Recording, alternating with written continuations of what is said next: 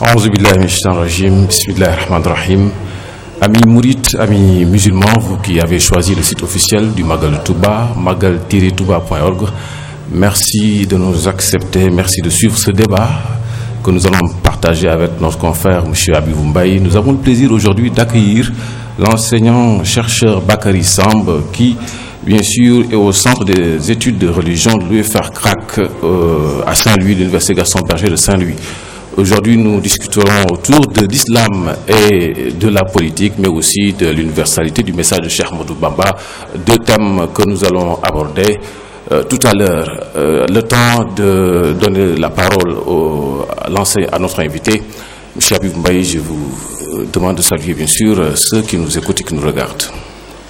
Merci beaucoup Moustapha, merci beaucoup M. Samb d'accepter l'invitation de ce grand plateau du Magal de Touba. Et je pense que vous avez clairement statué sur le débat. Il s'agit donc de religion et politique, mais également l'universalité du message de Cheikh Ahmadou Bamba. Et durant le Magal, les disciples qui sont au Sénégal, les disciples qui sont hors du Sénégal ont besoin d'une nourriture spirituelle, d'une nourriture intellectuelle pour savoir, excusez-moi le terme, sur quel pied danser quand ils viennent au Magal de Touba. Donc avoir quelqu'un de la trempe de M. Samb est une excellente chose pour tous ceux qui sont venus au Magal. Je pense que des débats de cette nature nous permettront de nous édifier sur pas mal de questions, des questions aussi importantes que la religion et la politique, ainsi que l'universalité du message de Cheikh Ahmadou Bamba. Je pense que Moustapha, c'est vraiment un moment opportun. Voilà. Merci Abibou Mbaye.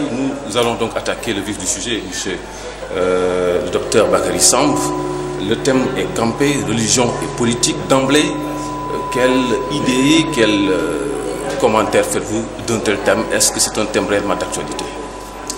Je vous remercie tout d'abord de m'avoir invité à ce débat et j'en profite pour saluer tous les téléspectateurs, en tout cas tous ceux qui nous regardent à travers le monde, adresser mes chaleureuses félicitations et mes hommages à tous les mourides qui, en ce jour béni que l'on prépare ici à Touba, sont en train de vivre une spiritualité intense et vous exprimer aussi toute ma gratitude à être sur ce plateau et de discuter cette question aussi importante. Comme vous l'avez dit, religion et politique, c'est quelque chose de très important. Je crois que la nature des rapports entre le religieux et le politique a été toujours un sujet à controverse, un sujet à grand débat. Et je crois que dès l'instant où l'on s'intéresse à cette question, au début même de l'islam, je veux dire à l'âge classique de l'islam, nous voyons que ce n'est pas un débat simple. Et j'espère que les questions qui vont surgir ça et là au cours de ce débat vont nous aider à éclaircir pas mal de zones d'ombre sur cette question-là. Mais M. Samb, on a tendance à voir une cohabitation entre les religieux et les politiciens. Et puisque nous sommes à Touba, puisqu'on célèbre le Grand Magal de Touba, et on a vu depuis plus d'un mois un balai incessant d'autorités politiques qui viennent à Touba pour s'entretenir avec le Khalife général des Mourides, pour s'entretenir avec les autorités de Touba. On peut dire que c'est un savant dosage, c'est une bonne cohabitation entre le religieux et la politique. Et la politique. Vous confirmez cela? Vous savez, en matière politique, et lorsqu'on analyse le fait politique, il y a un fait très important qu'on appelle, ou en tout cas une donnée importante, capitale, qu'on doit tous prendre en compte, dont le politique a besoin, dont l'autorité politique a besoin, dont l'entrepreneur politique a besoin, ce qu'on appelle le capital symbolique. S'ils viennent à Touba et ne vont pas ailleurs ou dans une autre ville de la même fréquence, je pense que c'est en ayant foi, en ayant conscience du capital capital symbolique que recèle la ville de Touba. Eh bien, ce qui est important maintenant, c'est de dire d'où vient ce capital symbolique de Touba. Je le dis très souvent dans un texte que j'ai publié récemment en parlant du Magal comme une perpétuelle grâce, et que ce petit village, on dirait à l'origine, cette cité méconnue créée par le saint homme Cheikh Ahmadou Bamba est devenue, en l'espace de moins d'un siècle, le centre de gravité, aussi bien parfois du pouvoir religieux, mais aussi du pouvoir politique. Pourquoi ? Qu'est-ce qu'ils viennent y chercher, ces hommes politiques? Mais ça n'a pas commencé que récemment, comme vous le dites. Ça a commencé depuis l'époque coloniale, ça a commencé juste au début de la naissance de l'État post-colonial, depuis Senghor, depuis Abdou Diouf, depuis Abdoulaye Wade, qui quand même a marqué un certain niveau de collaboration, en tout cas, ou je dirais de manière très prudente, de manipulation des symboles religieux pour des motifs politiques. Et cela continue avec les nouvelles autorités, et cela continuera. Mais en plus de cette venue à Touba de la part des autorités ou des simples entrepreneurs politiques, nous nous rendons compte que cette ville est devenue un centre très très important pour aussi bien les entrepreneurs politiques, mais aussi pour ceux qui sont en quête de médiation politique. Quand il y a des crises sociales profondes, on vient s'entretenir avec le calife. Lorsqu'il y a un problème social qu'il faut résoudre, on vient s'entretenir avec le calife et avoir ses conseils. Donc, on ne peut pas aborder la nature du rapport entre politique et religieux dans le monde islamique en général comme on l'aborderait pour ce qui concerne le Sénégal. Parce que ici, comme je l'ai dit très souvent, l'islam n'a pas été un facteur déstructurant, ou en tout cas un facteur qui s'opposerait à la vie politique, etc. Je veux dire que l'islam a été un facteur de stabilisation, et que l'islam ne sait pas, quand on regarde les modes d'islamisation de ce pays, l'islam ne sait pas imposé, mais l'islam s'est substitué à des structures sociopolitiques. De telle sorte qu'aujourd'hui, il serait aberrant de vouloir dire que la religion d'un côté, la politique de l'autre. Je pense qu'il y a une interaction continue, et cette interaction-là n'est pas près de s'estomper. Il y a certes cette interaction, mais aujourd'hui, est-ce que véritablement Touba pèse véritablement lourd sur la balance des autorités? Oui, Touba pèse incontestablement sur la balance de l'autorité au Sénégal. Je dis que même dire ça serait même un pléonasme. Vous savez, il y a des études sérieuses qui ont été faites sur les communications entrantes au Sénégal, venant de l'extérieur. Eh bien, plus de 70% des communications entrantes au Sénégal ne vont pas à Dakar, mais à Touba. Donc une ville de cette posture-là, avec l'internationalisation du mouridisme, qui a été le fait de différentes diasporas, qui a été le fait de la vulgarisation des œuvres de Cheikh Ahmadou Bamba, je pense que cette ville-là est d'une importance capitale dans l'anderno politique sénégalais, mais aussi dans le contexte sociopolitique, de telle sorte que aussi bien les chefs, les religieux de Touba, mais aussi les dignitaires, les petits-fils du fondateur de la ville, Cheikh Ahmadou Bamba, sont des leviers importants de stabilisation sociale, mais aussi des leviers de médiation que le Sénégal, en tout cas, quel que soit le système politique en place, ce système usera de ces leviers-là. Et à mon avis, c'est quelque chose de très significatif pour mieux montrer l'importance de cette ville, mais aussi l'importance du mouridisme qui a commencé par être une confrérie. Je ne dirais pas confrérie, on reviendra sur le débat parce qu'on n'est pas d'accord. Est-ce que Serigne Touba aurait fondé une confrérie ou bien il était venu en tant que rénovateur et réformateur de la voie tracée par le prophète? Et je veux dire donc ce mouvement culturel puissant, ce mouvement politique, j'ose le terme, parce que la politique n'est rien d'autre que de s'occuper des affaires de la cité, est quelque chose de très prépondérant pour quiconque veut comprendre la vie politique au Sénégal. Docteur, on est en train de dire, finalement, d'après ce que vous avez dit, que l'homme politique ne peut pas faire son chemin seul sans avoir l'apport du religieux. Est-ce à dire que l'islam est une religion essentiellement politique? Vous savez, l'homme est un animal politique, nous disait un certain sociologue. Donc, je ne parle pas de l'islam, mais les musulmans ne peuvent pas être en dehors de la marche des sociétés. Une société à plus de 95% de musulmans, il serait aberrant quelle que soit maintenant la nature de la Constitution, qui est assez frileuse sur ces accointances entre politique et religion, je veux dire que l'islam est un facteur important qu'il faut prendre en compte dans l'approche du fait politique sénégalais, mais aussi dans la vie politique sénégalaise. Mais on peut remonter plus loin. Je crois que le prophète Mohammed, paix et salut sur lui, d'ailleurs, dans la première phase de sa mission, qui a été la phase de la Mecque, on peut appeler cette phase-là la phase de la prédication propre. Mais à partir de 622 et l'installation à Médine, c'était un projet de construction d'un État, de construction d'une cité.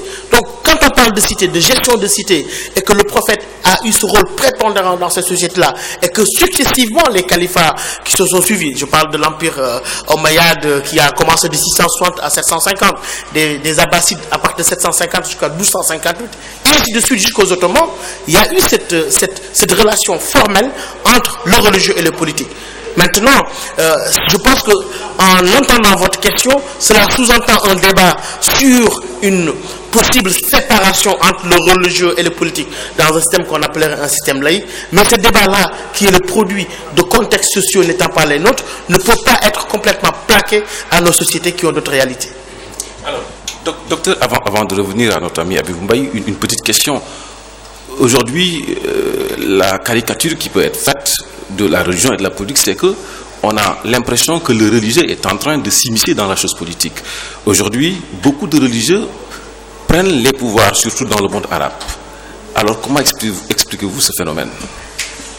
Oui, dans le cadre du monde arabe, où on a vécu récemment les révolutions que l'on connaît, il faut noter ceci. C'est-à-dire que dans ces pays-là, tous les espaces d'expression ont été muselés, sauf un seul espace qui ne pouvait pas l'être, qui était la mosquée. Donc, il était logique qu'après une libéralisation de la prise de parole politique, après une libéralisation de la vie politique, les seules forces organisées qui pouvaient prendre le relais et prendre le pouvoir, c'était les formations islamiques qu'on appelle aujourd'hui les frères musulmans en Égypte avec Mohamed Morsi, le mouvement Al-Nahda de Rachid Ghannouchi en Tunisie et Al-Adl wal-Ihsan au Maroc avec le gouvernement de Ben Kiran. Mais cela étant, est-ce que là où je m'interroge, c'est que ces mouvements, je pense qu'il faut aussi appeler les choses par leur nom, ce que j'appelle la manipulation des symboles religieux pour des motifs politiques. De la même manière que du côté des politiques, il y a la manipulation de la religion, eux aussi, ces acteurs politiques, parce que les frères musulmans, c'est un parti politique, manipulent les symboles religieux. Mais est-ce que, à l'arrivée au pouvoir, est-ce que ce sont les mêmes principes dont ils se réclamaient, les principes d'équité, etc., qui vont prévaloir? Ça, j'ai des doutes. Par exemple, aujourd'hui, le système qu'on voit en Tunisie avec le système de Al-Nahda, il est démontré que la corruption a commencé à monter de manière fulgurante. En Égypte, aujourd'hui, la constitution qui est débattue, qui a été adoptée, fait l'objet de débats.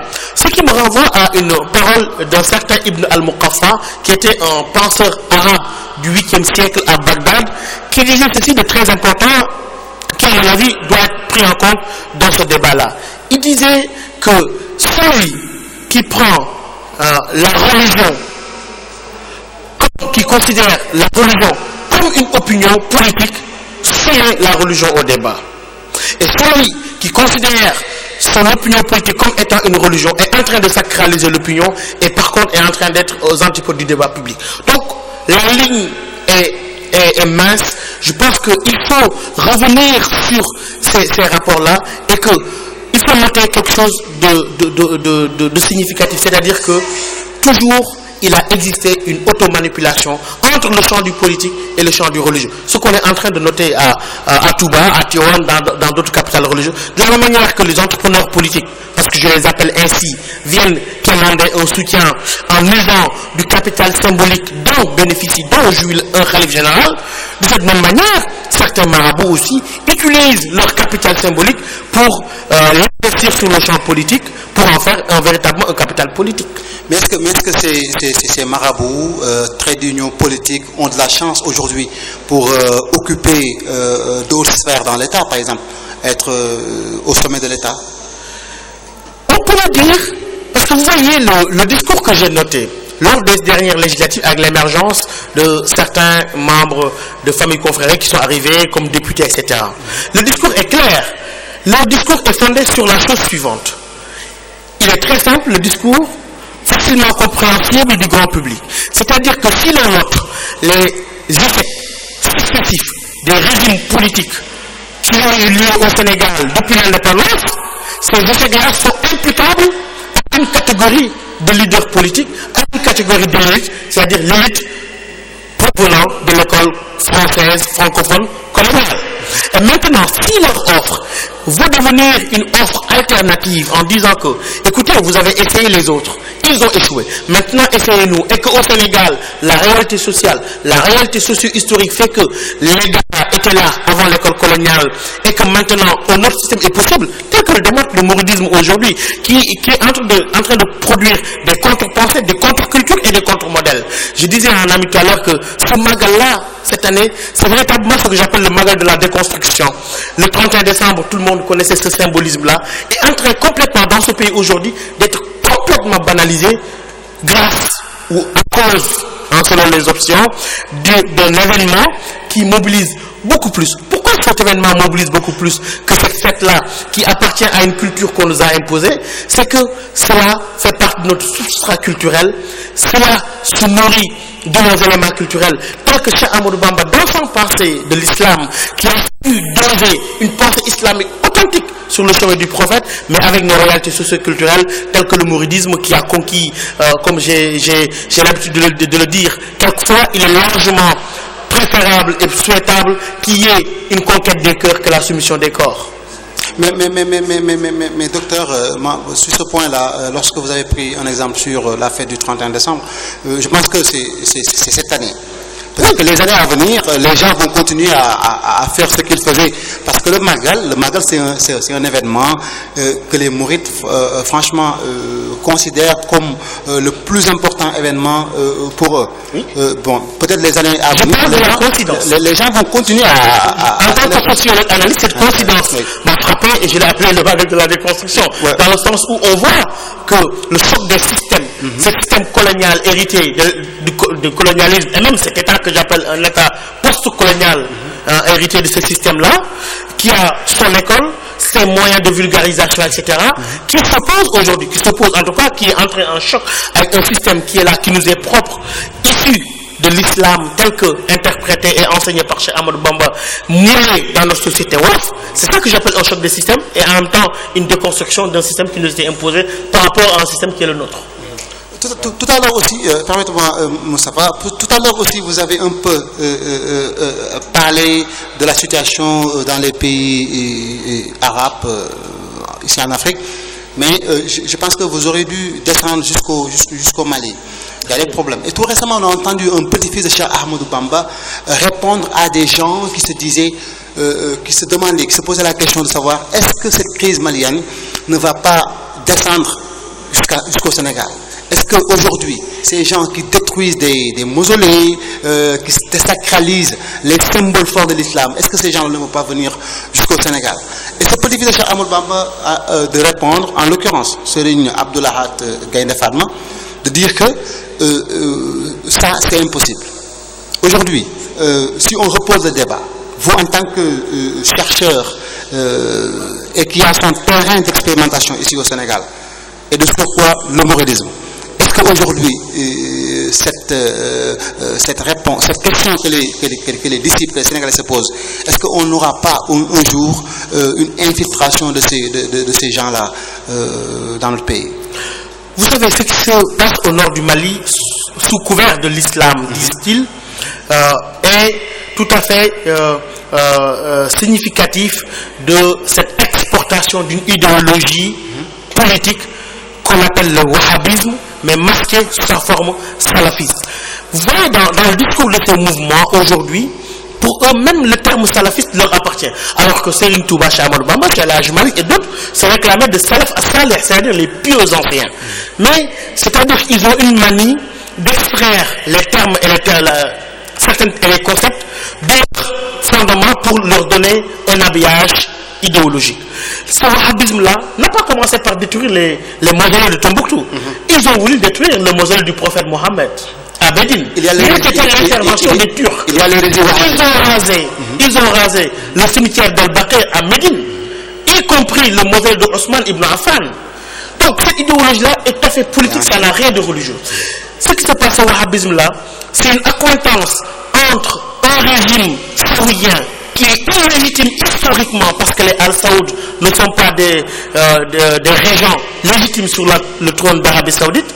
Cette relation avec les Al-Sheikh, avec Mohammed ibn Abou Wahab, un penseur qui n'avait pas la force militaire d'imposer sa vue et qui a fait collusion avec cette dynastie-là pour justement légitimer religieusement leur idéologie politique. Et ça a commencé par même expulser les descendants du prophète vous connaissez le royaume hachimite de Jordanie. Ces petits-fils du prophète se sont éparpillés. Et donc ce qu'ils veulent, c'est détruire le soufisme qui est un rempart contre ce wahhabisme-là. Et aujourd'hui, moi je serais beaucoup plus méfiant sur le plan d'un triomphe du salafisme ou du wahhabisme jusqu'à en arriver à détruire des mausolées. Je dis qu'on a encore du temps. Mais sur le plan de l'idéologie djihadiste salafiste, je serais beaucoup plus prudent que cet homologue-là ou ce cheikh-là, en disant que du moment que l'idéologie qui a poussé à détruire les mausolées de Tombouctou est déjà présente ici au Sénégal, vous avez entendu Serigne Mountakha récemment avant le Magal parler de ces écoles qui s'installent et qui sont financées à Touba, en utilisant même des Mbaké qui étaient avec ces importants financements. Vous savez, l'Arabie Saoudite, les Wahhabites en général dans le monde musulman, ils sont 0,8% des musulmans. Les Arabes sont moins de 20% des musulmans. Donc c'est une minorité sur le plan numérique, mais qui a les moyens financiers d'imposer sa suprématie sur le plan culturel. Et d'où c'est très important, ce qui se fait aujourd'hui à Touba, et que je salue beaucoup, c'est-à-dire cette vulgarisation de l'enseignement de Cheikh Ahmadou Bamba, cette vulgarisation de l'enseignement de l'islam sous un prisme en disant que voilà quelqu'un qui est sorti des terres du Baol, qui a été persécuté, mais qui a eu le temps de mettre en place une pensée, de mettre en place un système qui s'est développé sur le plan économique et culturel et qui aujourd'hui est un modèle pour nos jeunes. Je dis très souvent que l'Afrique en tant que telle, de manière générale, doit cesser d'être un continent où on est simplement des consommateurs d'idéologie, mais on doit désormais, avec des gens comme Cheikh Ahmadou Bamba, Cheikh Khadim, à être des gens qui exportent des alternatives. En tout cas, Moustapha, c'est tout heureux de voir que monsieur le docteur Bakary Samb, qui maîtrise bien tous ces faits-là, soit un talibé de Serigne Touba et enseigne la religion dans une université. Je pense qu'avec ce qu'il donne comme connaissance aux étudiants, aujourd'hui, on espère qu'un jour, la tendance sera renversée. Je rajouterai quelque chose pour compléter ce que vous avez dit. J'ai grandi à Tivaouane et je suis disciple de Cheikh Ahmed Tidiane Chérif, où j'ai pris la tariqa Tidiane. Mais ce que vous dites n'est pas faux. Serigne Touba est universel. Lui-même il l'a dit. Nafa'an nafi'u naf'an jazaba li qalbi kulli fa'izin fan jazaba. Dieu m'a donné quelque chose qui fait que tous les cœurs qui aspirent à être aspirent à la sainteté, à la perfection, les gens qui veulent être parmi les bienheureux de l'au-delà, vont forcément porter dans leur cœur. Et je porte Cheikh Ahmadou Bamba Cheikh Khadim, mais dans mon cœur, de telle sorte que lorsque vous en parlez, vous ne pouvez pas distinguer que je suis un disciple Tidjane ou bien un disciple Mouride. Mais c'est ça aussi la richesse du Sénégal. Mais c'est ça aussi l'universalité du message de Cheikh Ahmadou Bamba. C'est-à-dire que son enseignement, comme j'ai dit tout à l'heure, n'est pas une confrérie en tant que telle, mais une rénovation du chemin tracé par le saint prophète, mais aussi une réinterprétation doctrinaire, mais conforme aux origines, en ayant cette pédagogie de la prédication qui fait que nos valeurs culturelles ne sont pas complètement anéanties, mais absorbées par le fait islamique et qui donne ce très beau symbole de l'appropriation africaine de l'islam qui est le mouridisme. Merci. J'ai envie de rebondir sur la question. Monsieur Bakary Samb, je rappelle à ceux qui nous suivent que nous recevons le chercheur Bakary Samb qui évolue au niveau du centre d'études des religions de l'UFA CRAC à Saint-Louis. Alors je rebondis sur la question. Finalement, relativement à la question qui a été posée par Abibou Mbaye, est-ce que le Sénégal a des arguments solides pour éviter l'infiltration des wahhabites, comme vous dites? Quels sont ces arguments? Est-ce à dire qu'il faudra nécessairement taper sur les enseignements de Cheikh Ahmadou Bamba et des autres érudits de l'islam qui sont au Sénégal? Quels sont ces enseignements et comment est-ce que le Sénégal va-t-il faire pour résister à l'infiltration de ces wahhabites?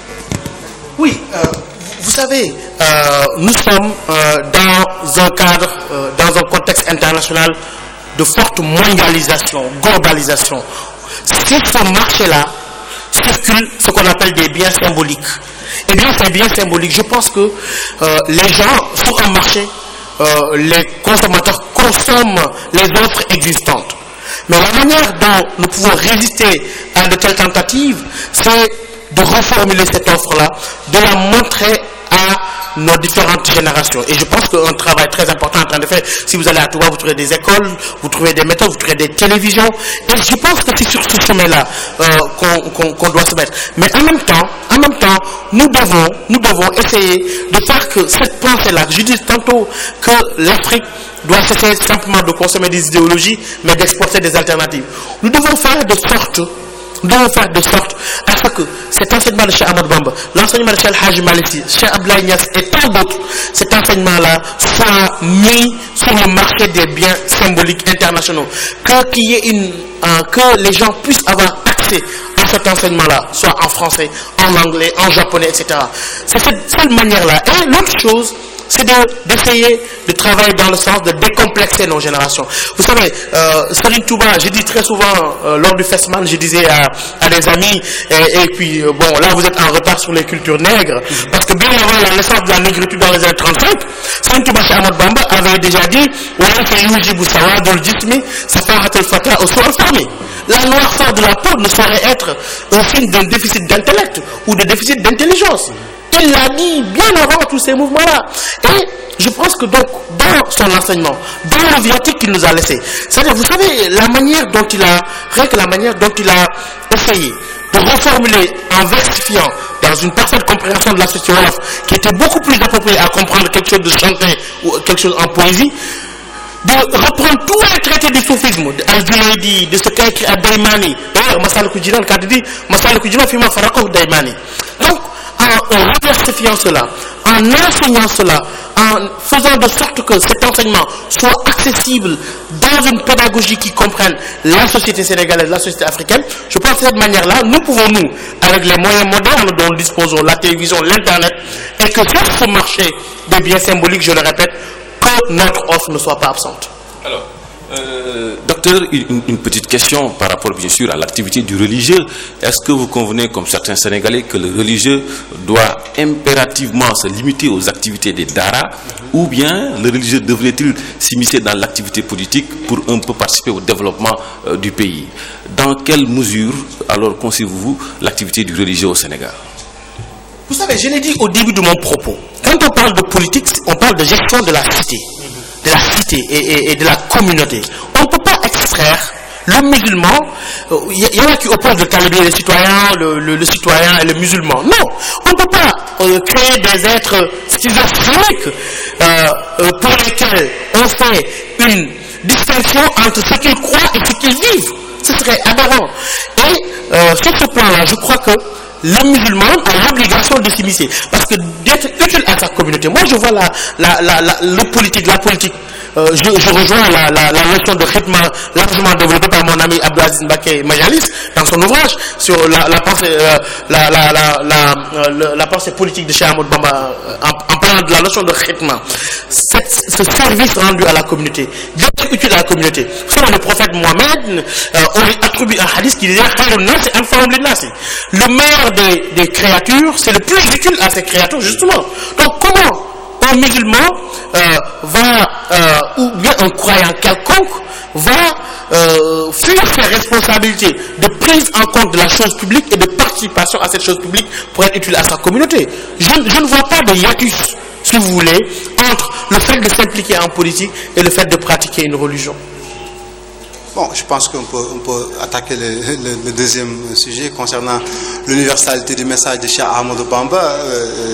Monsieur Samb, je pense qu'on a épuisé les quelques questions qu'on avait concernant la politique et la religion. Mais aujourd'hui, vu l'implantation,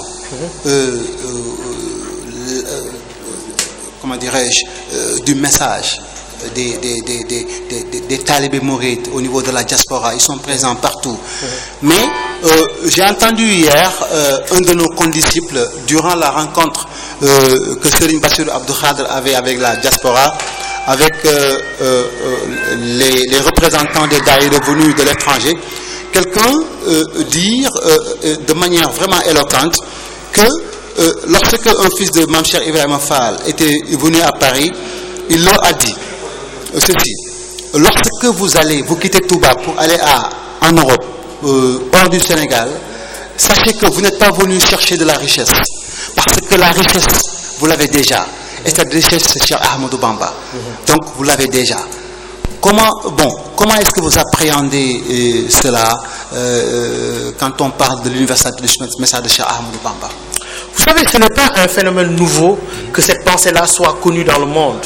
Vous savez, je disais dans un reportage récemment sur Cheikh Ahmadou Bamba, Diarou Serigne Touba, comme on l'appelle, et je disais que c'est déjà dans les années, au début du siècle, il était déjà en contact avec même des intellectuels qui vivaient dans la péninsule arabique.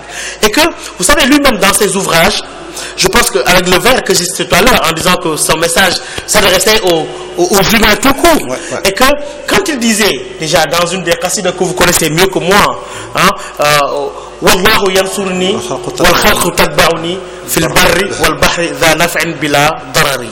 Donc, en disant que Dieu me soutiendra, les créatures me suivront par les mers et par les océans et par la terre. Donc lui, parce que son message finalement, c'est une rénovation du message de l'islam. Et l'autre chose qui est très important à retenir, c'est que justement, ces expatriés sénégalais dans la diaspora sont les vecteurs de transmission de ce message de Cheikh Ahmadou Bamba, mais aussi les ouvrages. Moi, je compte beaucoup sur les écrits. Il ne faudrait pas que les musulmans tombent dans une forme de médiocrité. Les savants musulmans ont été dominants dans la pensée philosophique naissante depuis le 8e siècle avec la Baytul Hikmah. Et vous savez que c'est grâce à la traduction à partir du grec à l'arabe qu'il y a eu des traductions de l'arabe aux langues au latin et aux langues européennes. Donc c'est grâce donc au message de l'islam, aux savants de l'islam, que la philosophie grecque a pu survivre et nous parvenir au monde. Donc si nous sommes des musulmans imbus de cette culture-là, je pense que nous ne devons pas être en reste. Et je crois qu'aujourd'hui, véritablement, vous imaginez les efforts, vous imaginez les peines qu'endurait la génération de Cheikh Ahmadou Bamba ou d'autres qui parcouraient des cités entières pour aller chercher un seul ouvrage en Mauritanie, dans la sous-région, etc. Et aujourd'hui, avec l'Internet, avec les nouvelles technologies, nous sommes capables, d'ici à part de Touba, d'émettre. C'est à portée de main. Et c'est à portée de main. Et je crois que là, on est assujetti à ne pas tomber dans ce que Al-Ghazali disait. Vous savez, Al-Ghazali, c'est quelqu'un qui a beaucoup pensé, mais qui, à la fin de sa vie, s'est dit déçu, en disant Ghazaltu lakum ghazlan raqiqan wa lam ara min al-ghazli nasajan fa kasartu mirzali. J'ai passé ma vie à prendre du coton et à en faire du fil, mais personne de ma descendance n'a réussi ou n'a eu la volonté de prendre ce fil et en tisser des étoffes. Ces chers, avec tout ce qu'ils ont enduré pour la transmission de l'islam, ont passé leur vie à écrire des ouvrages. Vous imaginez à l'époque la cherté du papier, de l'encre, etc. Les conditions d'exil dans lesquelles était Cheikh Ahmadou Bamba et l'œuvre colossale qu'il a produite aujourd'hui, que nous, génération d'internet, du numérique, que nous ne puissions pas transmettre maintenant cette pensée au reste du monde, ce serait un échec. Alors, monsieur Bakary Samb, la question que j'ai envie de vous poser, c'est celle-là. Dans quelle mesure le message de Cheikh Ahmadou Bamba transcende-t-il l'espace et le temps, quand on sait que Cheikh Ahmadou Bamba c'est quelqu'un qui a vécu au Sénégal et disons son histoire ne date pas de plus d'un siècle? Comment est-ce que a-t-il pu réussir, Cheikh Ahmadou Bamba a-t-il pu réussir à jalonner l'histoire qui le précède lui-même et l'avenir qui vient après lui? Vous savez, il a évolué, comme vous le dites, dans un environnement sociopolitique difficile, en face de l'arrogance coloniale, de la domination, et puis dans des contrées difficiles, avec la fin de la royauté, les séquelles de la société tiède. Donc comment il a pu s'imposer. Mais je pense que moi, je résumerai la chose en disant qu'il a planté des arbres de la foi, dans un sol imbibé de foi, de science et de pureté de cœur, de sorte qu'il n'a pas eu besoin de brandir le sabre pour soumettre les corps, mais il lui a fallu s'appuyer sur la science et la piété, comme il le dit, pour finalement avoir la conquête des cœurs, et que rien de tel, rien ne peut résister à cette puissance. Vous savez, le prophète, on peut voir là une analogie avec la mission prophétique. Quand Alphonse Lamartine disait que si la petitesse des moyens, la grandeur du destin et l'immensité du résultat sont la mesure du génie humain, qui oserait comparer un homme de l'histoire moderne à Seydina Mohamed? On peut dire la même chose. Serigne Touba, qui a évolué dans un environnement où tout était contre lui, l'arrogance coloniale, l'ignorance des cédos, l'exil, etc. Eh bien, je pense que si je résumerais un peu quelle a été sa stratégie, je dirais que c'est la stratégie de la foi, basée sur la sincérité envers son Seigneur, et que il a tout abandonné pour un seul maître unique, ce qui fait qu'aujourd'hui, à Touba, tout le monde abandonne tout pour venir répondre à son appel. Le message le plus universel de Cheikh Ahmadou Bamba, selon certains professeurs qui ont un peu visité l'histoire de Serigne Touba, comme le professeur Iba Der Thiam, ils ont dit que le message le plus universel de Cheikh Ahmadou Bamba, c'est le pardon, son pardon, après avoir passé plusieurs années, plusieurs moments avec le blanc qui a essayé de le persécuter. Le pardon, ce pardon universel, comment l'appréciez-vous? Oui, quand il dit Afawtu Ani Nasara, Afawtu Ani Lada, il le dit dans beaucoup d'endroits dans ses ouvrages. Mais le pardon, c'est, vous savez, même dans les principes coraniques, il y a beaucoup de versets. Je prends l'exemple du Qisas, qu'on appelle la loi du talion. Et même quand vous regardez ces versets, à la fin, chaque fois vous retrouvez la formule suivante: celui qui par-dessus tout arrive à pardonner et à faire de sorte que l'intérêt général puisse primer. Parce que la maslaha, avant que ce terme soit galvaudé dans notre culture wolof en compromission, la maslaha, c'est la sauvegarde de l'intérêt général. Quand vous allez dans certains ouvrages comme A'lamul Waqin an Rabbil Alamin d'Ibn Qayyim al-Jawziyya, vous trouvez ces références-là. La maslaha, c'est ça qu'il a fait. C'est-à-dire que faire de sorte que l'intérêt général, faire de sorte que la voie de l'islam puisse primer sur toute autre chose. D'où ce débat entre nous, entre chercheurs: est-ce que le mourisme est une confrérie, c'est un mouvement social, c'est une rénovation, etc. Donc, je crois que on pourrait retenir cela. Cette fois-là, la sincérité, le pardon que vous avez évoqué tout à l'heure, mais aussi, je crois que cette force de l'authenticité. C'est quelqu'un qui a beaucoup produit. Vous savez, moi, je fais partie de ceux qui pensent que toutes les pensées sont universelles. Que ce soit la pensée d'Averroès ou d'un Platon. Ce n'est pas un grec qui, quand je regarde la pensée ou la philosophie de Platon ou d'Aristote, ce n'est pas un grec, je ne le vois pas comme un grec qui pense. Quand je regarde Victor Hugo ou quelqu'un d'autre, pour moi, vous savez, le plus grand don que Dieu a donné à l'homme, c'est la raison. C'est cette manière cette faculté de penser-là. À mon avis, c'est le génie humain en général qui, à un certain moment, éclore dans un endroit précis.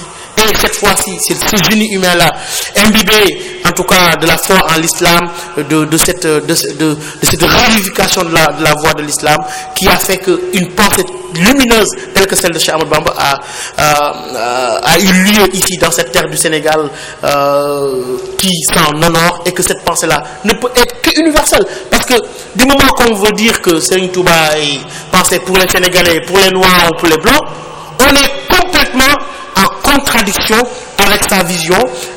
Ce qui l'importait, c'est comme il le dit, c'est de sauver le genre humain, c'est de produire un système, c'est de produire une pensée qui puisse éclairer le chemin des vertus. Aujourd'hui, docteur, d'après notre expérience, on a eu à voir des exemples à Strasbourg, dans une université, où l'on réclame les œuvres de Cheikh Ahmadou Bamba, où on veut que l'enseignement des œuvres de Cheikh Ahmadou Bamba soit effectif dans une des universités. On a eu à faire Philadelphie aux États-Unis, où certains universitaires veulent s'approprier le message et les œuvres de Cheikh Ahmadou Bamba. Tout récemment, à Bertinoro, en Italie, on a vu que le deuxième plus grand musée, autant pour moi, d'Europe, les œuvres de Cheikh Ahmadou Bamba sont entrées là-bas. Sans parler maintenant à Chicago ou dans une université que j'ai eu à visiter avec mon cher ami Djily Niang, qu'il y a un besoin qui est là. Maintenant, est-ce qu'on va s'arrêter là pour dire que oui, le message de Cheikh Ahmadou Bamba est universel, parce qu'on voit ça dans tous les continents? Vous, en tant qu'intellectuels, nous qui sommes des intellectuels mourides, qu'est-ce que concrètement on peut donner, à voir, à cogiter dans le message de Cheikh Ahmadou Bamba, pour qu'on puisse dire effectivement que le message de Cheikh Ahmadou Bamba est universel, mais est palpable et visible partout dans ces pays européens, asiatiques, à travers le monde? Je mettrai cela dans un contexte plus global. Il faut se souvenir de quelque chose de très important. Au sortir du 11 septembre, de ces événements malheureux du 11 septembre, l'Occident, en tout cas l'opinion publique, a découvert, voilà une religion nihiliste, voilà une religion violente. Et dans le monde arabe, ce monde arabe-là, dont les sociétés ont depuis très longtemps, depuis quelques dizaines d'années quand même, constamment navigué, valsé entre arabisme, nationalisme arabe, islamisme, et qui n'a produit rien de bon. Et c'est dans ce sens que je dis que, une fois cette pensée, grâce à nos efforts que nous devons déployer, découverte par d'autres, ils vont voir un autre visage d'islam, et je dirais même le vrai visage de l'islam, qui est un visage de tolérance, de non-violence. Qu'est-ce qu'il n'a pas subi comme persécution? Qu'est-ce qu'il n'a pas subi comme injustice? Mais cela ne l'a pas empêché de voir dans ses œuvres tout le temps à faute. J'ai pardonné. Et je pense que ce visage-là est celui authentique de l'islam, et qu'il n'est pas aberrant, il n'est pas surprenant, en tout cas à mes yeux, que ce message-là soit aujourd'hui dans les plus grandes universités. Et nous devons faire plus. Nous devons faire plus, comme je l'ai dit.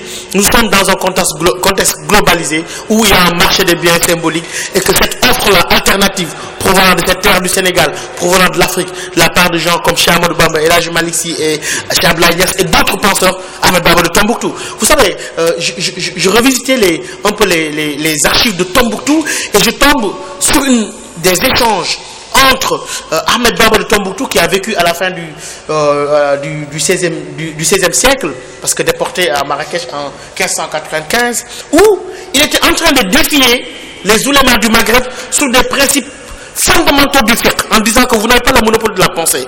Et ça rejoint ce que Cheikh Ahmadou Bamba avait dit, que ce n'est pas la noirceur de la peau, etc., ne peut pas signifier un déficit d'intellect et d'intelligence. Et je crois que, notre rôle, c'est aussi, et j'aimerais insister là-dessus, dépasser seulement l'étape de l'apologétique. Oui, nos grands-parents ont fait ça. Oui, ils ont réalisé telle chose. Mais le Coran nous le dit très souvent.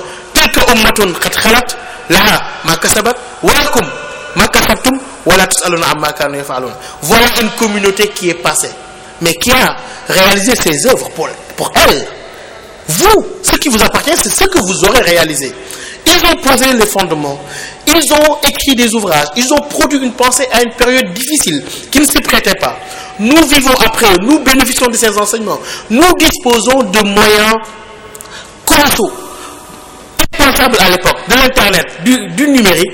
C'est à nous de continuer à perpétuer cette pensée, mais aussi non seulement perpétuer la pensée par une pédagogie qui puisse la faire admettre dans les plus grandes sphères de pensée, mais aussi par notre propre comportement. Vous avez parlé des mourides à l'étranger, etc. Nous devons être des ambassadeurs de cette pensée-là, des ambassadeurs de cet islam-là. Cet islam qui commence à séduire après que les violences du 11 septembre, après que des mouvements se drapant du manteau de l'islam aient terni notre image. Cet islam-là séduisant, venant de l'Afrique, tolérant, cet islam véritable, je dirais, cet islam issu de cette réforme qu'a instauré Ahmadou Bamba, c'est à nous de perpétuer ce message-là par le biais de la pensée, de la transmission de la pensée, mais aussi par nos propres comportements, par une pédagogie du comportement. Docteur, je vais prolonger un peu la question de Habibou Mbaye. Cheikh Ahmadou Bamba qui est né quelque part au Sénégal, Cheikh Ahmadou Bamba qui est né dans un pays, certainement un des pays les plus pauvres, du plus pauvre des continents, c'est-à-dire le continent africain. Cheikh Ahmadou Bamba qui est un Sénégalais, qui a la peau noire. Aujourd'hui, Cheikh Ahmadou Bamba, par le biais de ses talibés, a réussi à décrocher des journées mémorables en Europe et aux États-Unis. On se rappelle le Bamba Day, vous savez de quoi je parle. Quel est le secret de Cheikh Ahmadou Bamba? Mais je l'ai dit tout à l'heure, vous savez, rien ne peut résister à la foi sincère, à la sincérité avec son Seigneur. Vous savez, Ahmed Tidiane Chérif dit Himmatul insani qahiratun ala jami'il akwani. Rien ne peut résister à la volonté humaine, mais une volonté imbibée de foi, une volonté basée sur une foi sincère. Et lorsque Serigne Touba, justement, il parle de la force de Abou Bakr Sadiq, Abou Bakr Sadiq, comment il l'a défini? Il dit Zut-Sudqi wal Wafa, l'homme de la sincérité et de la loyauté. Mais c'est ça le mourid.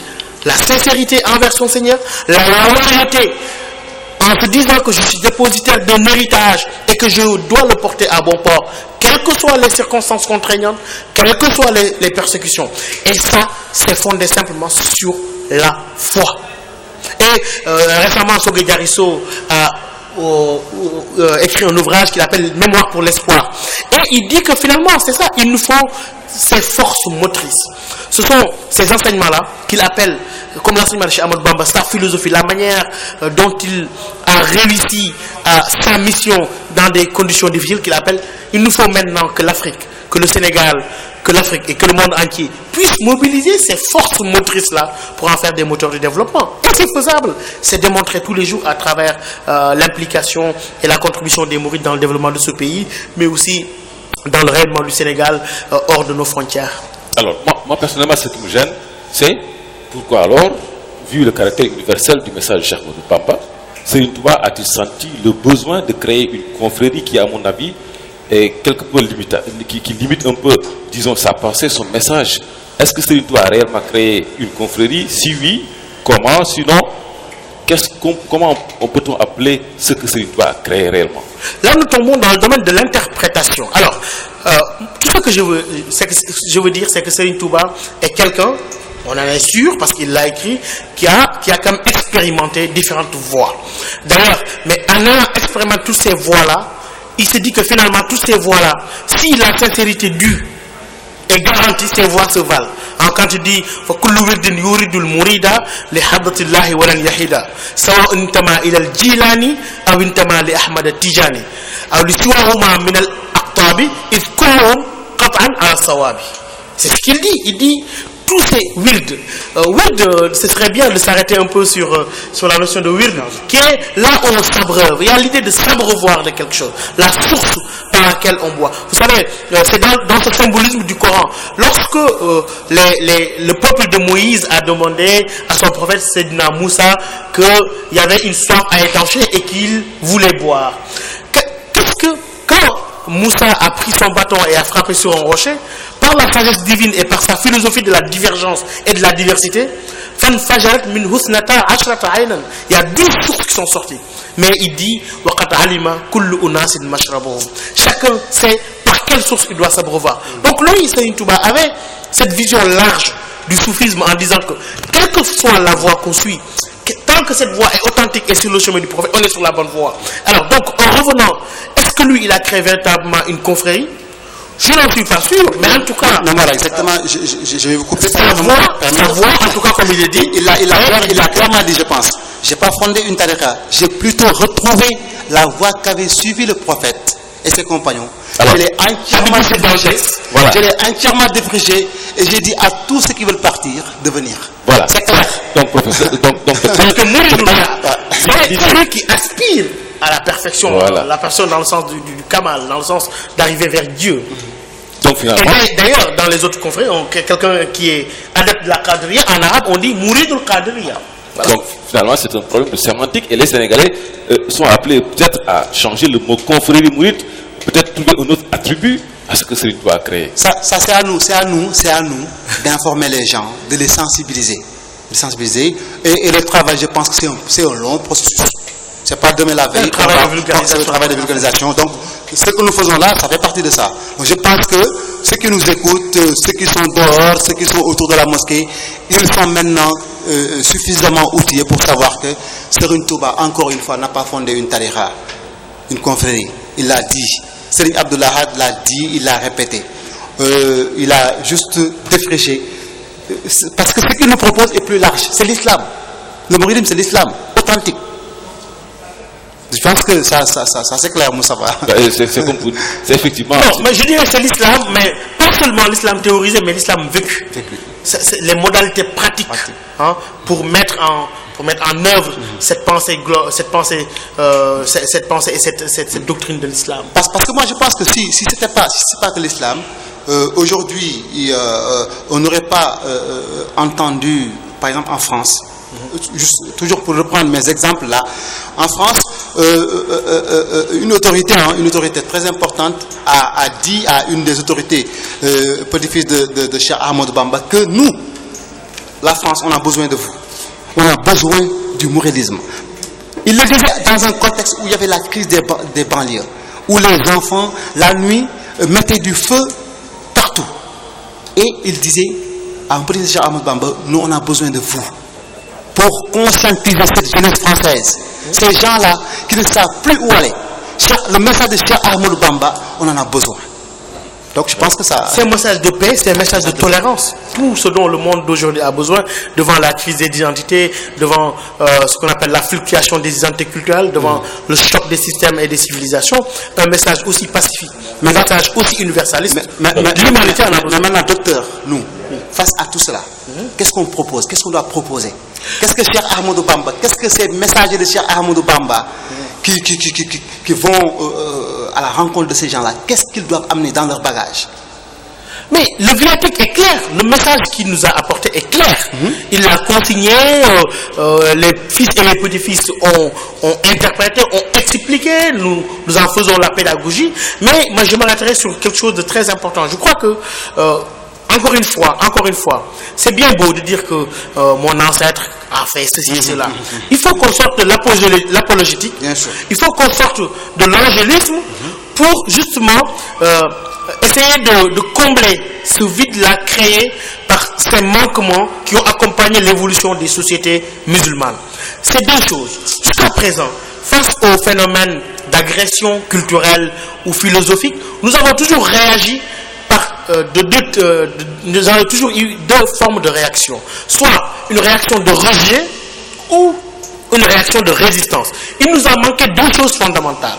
Il nous a manqué l'autocritique, un acte de azati, parce qu'il faut qu'on se dise les choses. Est-ce que ce qu'ils ont apporté aujourd'hui, est-ce que la himma, cette volonté forte qui les a accompagnés, est-ce que l'enseignement de Cheikh Ahmadou Bamba, nous qui en sommes, est-ce que nous en sommes des dignes dépositaires d'aujourd'hui, dans le sens que cet enseignement se manifeste à travers notre vécu tous les jours? C'est une grande question. Ça, c'est de l'autocritique. D'autres l'ont fait dans d'autres. Est-ce que la deuxième chose, c'est nous devons maintenant arriver à l'étape qui doit nous mener vers ce que j'appelle la proposition d'alternative, c'est justement essayer de prendre ce coton qui a été transformé en fil et en faire une pensée étoffée qu'on peut exporter comme idéologie à travers le monde pour justement revenir sur ce qu'on a dit depuis le début de l'émission, cette réelle universalité de la pensée de Cheikh Ahmadou Bamba. En tout cas, docteur, réellement merci. Peut-être juste une dernière question. Je rappelle aussi que nous avons l'agréable plaisir de partager ce plateau avec Abibou Mbaye, qui pouvait aussi s'asseoir ici comme invité. Absolument. Il a fait en tout cas le monde pour le monde mouride. C'est un grenier pour avoir participé à plusieurs, disons, périples organisés par un marabout de Touba. Professeur, juste une petite dernière question avant de passer la parole à Abibou pour le mot de clôture. Au niveau, je rappelle que vous êtes cherché au niveau du centre d'études des religions de l'UFR-CRAC. On sent que la recherche au Sénégal n'est pas réellement productive. Quel est votre problème réellement? Non, je ne dis pas que la recherche n'est pas productive au Sénégal. Est-ce que c'est ce que vous appelez aussi la recherche universitaire? C'est-à-dire qu'il faut... Certes, nous avons le même type de problème entre la production d'une pensée et sa vulgarisation, l'accès à cette pensée. Les universités sénégalaises produisent des milliers d'articles et des ouvrages tous les jours. Maintenant, il y a un décalage entre cette production de pensée et est-ce que maintenant la question qu'il faut se poser, est-ce que les Sénégalais arrivent à s'approprier ces messages-là, arrivent à absorber ces messages-là? C'est ça le réel enjeu. Maintenant, la faute à qui? Est-ce que la faute est à ces chercheurs qui n'arrivent pas à asseoir une pédagogie pour transmettre de manière opportune ces messages? Ou bien est-ce qu'il y a un désintérêt par rapport à la culture, par rapport à la production d'une pensée scientifique, d'une pensée culturelle? Si on regarde notre paysage audiovisuel aujourd'hui et on voit l'offre qui prédomine, je pense que là, il y a une belle réflexion à faire. Merci, monsieur le docteur. Avez-vous peut-être un dernier mot? En tout cas, merci Moustapha, merci M. Samb. Je pense que on a pu avoir pas mal de pistes d'orientation qui ont été dégagées par le docteur Samb.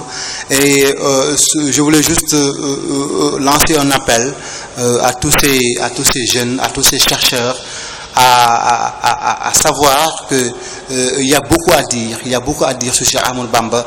Il y a beaucoup à rechercher encore sur Cheikh Ahmadou Bamba, et que le message de Cheikh Ahmadou Bamba doit davantage être vulgarisé hors du Sénégal, hors de l'Afrique, et que le monde aujourd'hui a besoin de ce message de Cheikh Ahmadou Bamba, parce que c'est eux qui le demandent, et ils ont tellement de problèmes. Et les solutions peuvent être trouvées dans ce message de Cheikh Ahmadou Bamba, je pense bien. Merci Habib Mbaye, docteur, merci Bakary Samb, mesdames et messieurs, amis Mourides, amis talibans, vous qui avez suivi ce débat, vous qui choisissez le site officiel du Grand Magal de Touba, magal-touba.com. Merci de l'avoir suivi. Donc c'est clair, le religieux n'est pas exclu du jeu politique. Le prophète a eu un message politique, Cheikh Ahmadou Bamba pareillement. Aussi, nous avons bon espoir que ce qui se passe au Mali ne se passera jamais ici au Sénégal, puisque Cheikh Ahmadou Bamba est porteur d'un message très solide, des enseignements qui peuvent, si nous acceptons de nous fonder sur ces enseignements, qui peuvent nous permettre de limiter ces dégâts-là qui, un peu, vous le savez, jalonnent un peu l'Afrique, surtout dans le nord du Mali. Nous avons aussi discuté autour de l'universalité du message de Cheikh Ahmadou Bamba. C'est clair, le message de Cheikh Ahmadou Bamba est universel. Et ce message a fini de transcender l'espace et le temps. Donc, d'autres débats vont suivre sur magal-touba.org. Nous donnons rendez-vous très prochainement. C'était Mamoudou Moustapha Mbaye, Abdou Mbaye. Merci.